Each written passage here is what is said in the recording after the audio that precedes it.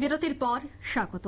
সখীচরণ স্কুলের প্রতিষ্ঠাতা স্বর্গীয় সখীচরণ সাহার ১১৫তম জন্মদিন উপলক্ষে ওনার বাড়িতেই পরিবারের উত্তরসূরিরা এক সাংস্কৃতিক অনুষ্ঠানের আয়োজন করেছে। এই সাংস্কৃতিক অনুষ্ঠানে স্থানীয় শিল্পীরা উপস্থিত ছিলেন সাংস্কৃতিক ব্যক্তিত্ব তথা নিউজ ভ্যানগার্ডের এডিটর সেবক ভট্টাচার্য সহ সংস্কৃতির ব্যক্তিত্বরা এবং বিভিন্ন সাংস্কৃতিক অনুষ্ঠান, নৃত্য থেকে শুরু করে একাধিক অনুষ্ঠানেরও আয়োজন করা হয়েছে। তারপর একে একে প্রত্যেকেই স্বর্গীয় সখীচরণ সাহার প্রতিকৃতিতে পুষ্পার্ঘ্য অর্পণ করেন যথাযোগ্য মর্যাদায়। তবে এই অনুষ্ঠানকে কেন্দ্র করে স্বর্গীয় সখীচরণ সাহার নাতনি কি বলছেন শোনাচ্ছি। আমাদের আজকে যে সখীচরণ স্কুলটা আছে, স্বর্গীয় সখীচরণ সাহা সখীচরণ স্কুলের প্রতিষ্ঠাতা, ওনার আজকে ১১৫তম জন্মজয়ন্তী পালন করা হচ্ছে।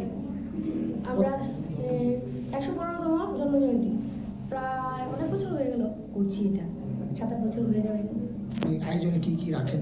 এই তো সাংস্কৃতিক অনুষ্ঠান, গেস্টদের মানে বক্তব্য, এই কচিকাচাদের নিয়ে একটা সাংস্কৃতিক অনুষ্ঠান।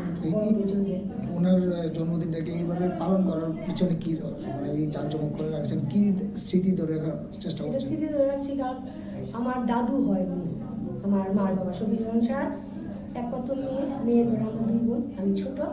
তো বাড়িতে আগে ছোটখাটো করে মানে ঠাকুরকে পুজো দেওয়া এসব হতো। তারপর আস্তে আস্তে কালচারাল অনুষ্ঠান, আমি যখন কালচার মানে অনুষ্ঠানে যাই বা নিজে করি, তখন আস্তে আস্তে এটা মানে উদ্যোগ নেওয়ার চেষ্টা করলাম আর কি, যে ওনার একটা স্মৃতি ধরে রাখা। স্কুলে হয় কিন্তু বাড়ি তো, যেহেতু এটা ওনার বাড়ি, ওনার একটা আভিজাত্য আছে, সব কিছু তো মিলিয়ে ওনার নামে এটা প্রত্যেক বছর করি আর কি। এই অনুষ্ঠানের সামনে আরও ইচ্ছে আছে, মানে এই যে আমাদের যে সখীচরণ সাহা স্মৃতিমঞ্চ এটা হয়েছে এই বছর, এটা থেকে আমরা মানে গরিব বাচ্চাদেরকে একটা সহায়তা করা, যারা হয়তো পড়াশোনা করতে পারে না, এরকম আছে না, তো ওদেরকে একটা মানে আমরা সহায়তা করবো, লোকটা মানে আমাদের সামনে ইচ্ছে আছে আর কি। আপনার নামটা? আমার নাম বনানী রায়। আপনি কি হন ওনার? আমি ওনার নাতনি, ওনার মেয়ের নাতনি, আমার দাদা। আপনারা শুনলেন বক্তব্য। দীর্ঘ ২৭ বছর ধরে তারা এ ধরনের কর্মসূচির মাধ্যমে দিনটি পালন করছেন।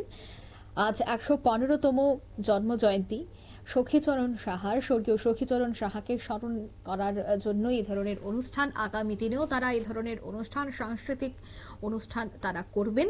এছাড়া গরিবদের হাতে সাহায্য করা, দুস্থ পরিবারদের সাহায্য করা, এই ধরনের কর্মসূচিও তারা আগামী দিন হাতে নেবে বলেই কিন্তু জানাচ্ছেন। নিয়ে নিচ্ছে ছোট্ট একটি বিজ্ঞাপন বিরতি, সঙ্গে থাকুন।